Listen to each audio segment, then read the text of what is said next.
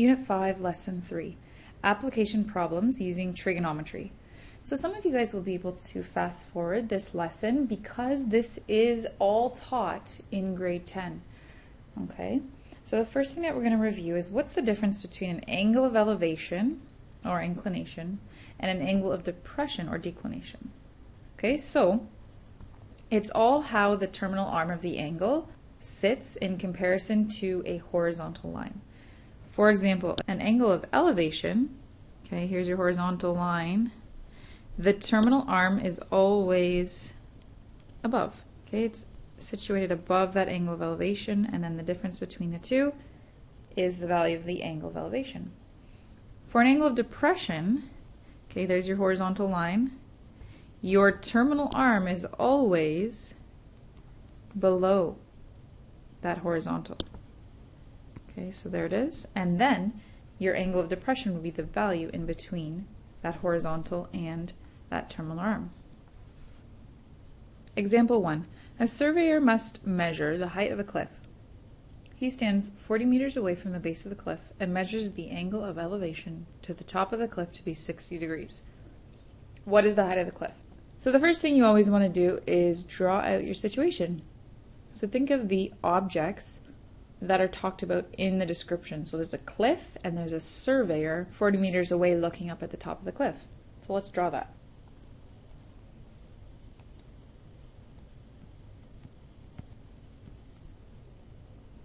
Okay, so there's my cliff and there's the person a certain distance away. So now let's put in our measurements. Okay, so he stands 40 meters away from the base of the cliff. So that means that from there to there is 40 meters. The angle of elevation to the top of the cliff is 60 degrees.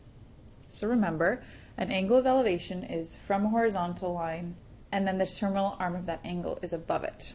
So I'm going to use the ground, obviously, as my horizontal, and there's my terminal arm, and we know that that angle is 60 degrees. And what is the height of the cliff? So that means this must be x. Okay, and this is 90 degrees here, assuming that the cliff and the ground are always going to be at 90 degrees, perpendicular to each other. Okay, so to solve for angle x, we can't go right into sine law or cosine law because we don't have a set of corresponding angle inside.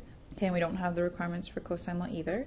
So let's just start solving for either angles or side lengths using our sum of angles in a triangle theorem or using Pythagorean theorem. Okay, so we can actually solve for this third angle up here. Okay, so if we label our triangle, which makes it easier for communication purposes, angle A is going to be equal to 180 degrees minus 90 degrees minus 60 degrees by that sum of the angles in a triangle theorem. So angle A is going to be 30 degrees. Okay, so anytime you find the value of something, put it in your diagram, right? Because a diagram filled with a bunch of numbers is easier to solve than a diagram that's blank. Okay, this is great because now I know the value of an angle and its corresponding side, so I can use sine law to find the height of the cliff. Okay, labeling your triangle also helps when using sine law.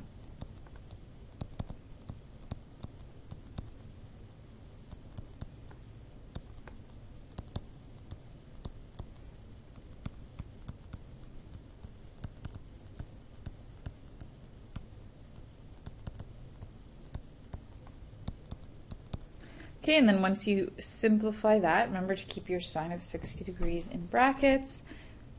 You're going to get x is equal to 69.28 meters. Okay, so therefore, the height of the cliff is 69.28 meters. Okay, example 2. A surveyor must measure the height of the cliff, but there's a river in between the surveyor and the cliff. The surveyor stands directly across from a rock at the base of the cliff and measures the angle of elevation to the top of the cliff to be 30 degrees. She then turns 90 degrees, walks 70 meters, and measures the angle formed between the straight line to the rock and to the path back to her original position to be 65 degrees. How tall is the cliff? All right, so this is a bit of a crazy question, right? There's lots going on here. So I always recommend just starting by placing your objects. So the objects in this question are the cliff, the rock, and the person. Okay, so it's the exact same as our last setup. So we have a cliff,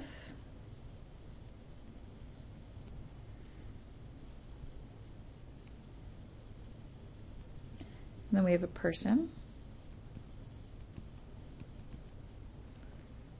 Okay, and it says the rock is at the base of the cliff. So there's my rock.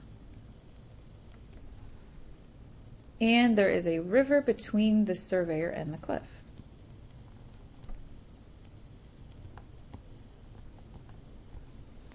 Okay, now let's start putting in our measurements.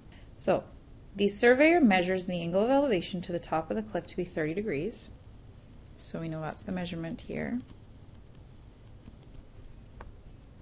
Okay, if this surveyor turns 90 degrees and walks 70 meters, it's going to be walking here along the river. Okay, so that means that's 90 degrees, and that's 70 meters.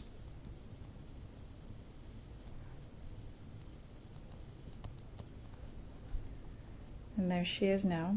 And then it says the angle formed between the line of sight to the rock. So the line of sight is going to be from her to the rock. Okay, so the angle between that line of sight and the path back to her original position, so that dotted line, is 65 degrees. How tall is the cliff? So the height of the cliff is what we're trying to find. Okay? Alright, so we can't find that height right away because we don't have enough information in that top triangle. So then when that happens, I recommend just trying to solve for any side length of either of those two triangles or any angle value within. Okay? So I think a lot of you guys would realize that it's pretty easy to solve for some values in that bottom triangle. Right? You can solve for this angle here using the sum of the angles inside of a triangle rule. So angle B would be equal to 180 degrees minus 90 degrees minus 65 degrees.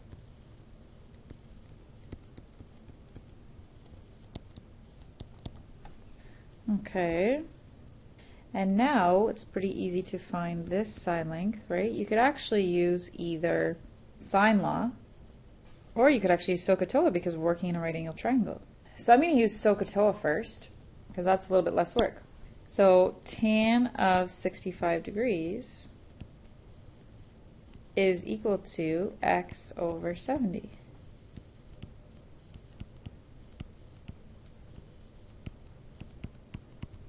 Okay, so if you were able to figure this pathway out first, you actually don't even need to find this angle B. Okay, but if you don't necessarily see this right away, just start solving for anything. Okay, so that angle B might be the first thing that you notice, and that's fine. Okay, so that means that the side length of x is 150.12 meters. So let's stick that value into our diagram. And now that we have that value, we can actually use SOHCAHTOA again to find the height, because this also is a right angle triangle, right? Assuming that a cliff is always going to be perpendicular to the ground.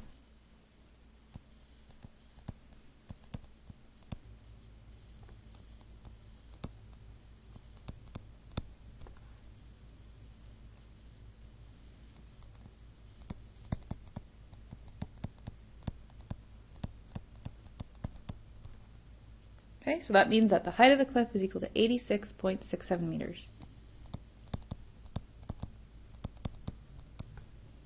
Okay, so you always have to end with a therefore statement because your question was asked to you in words.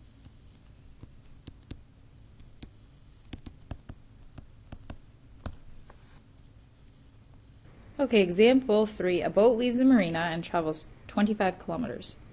The boat turns back towards the shore and heads towards the shore on a new path. Its new path is at an angle of 50 degrees from its original path. The boat travels on this new path for 20 kilometers. How far is the boat from the marina?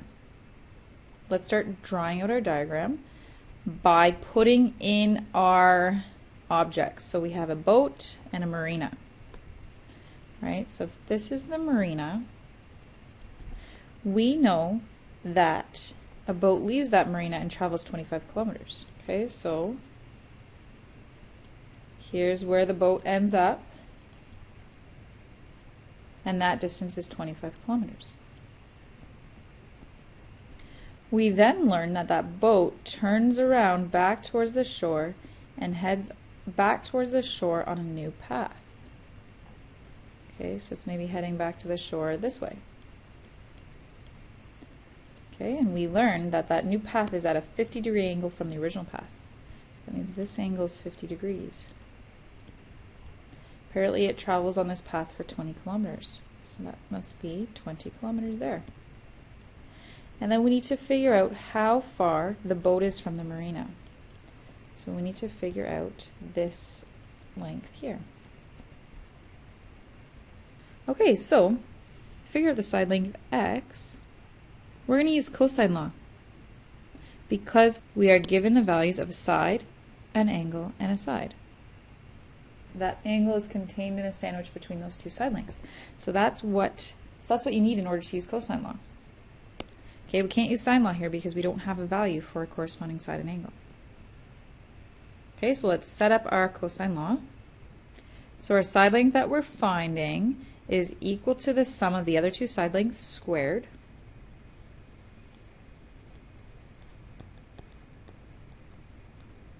Minus 2, and then the two side lengths to the right of the equal sign. And then cos of the angle across from the side length that we're trying to find. Okay, let's plug in our values.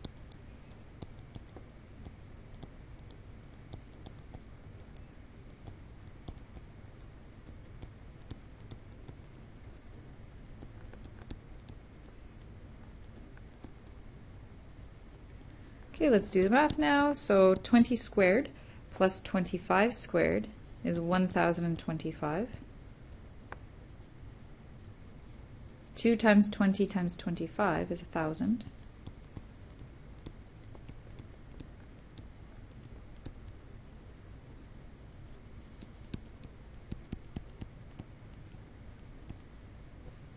Okay, 1000 cos 50 degrees is 642.79. Now we subtract those two values, we get 357.21.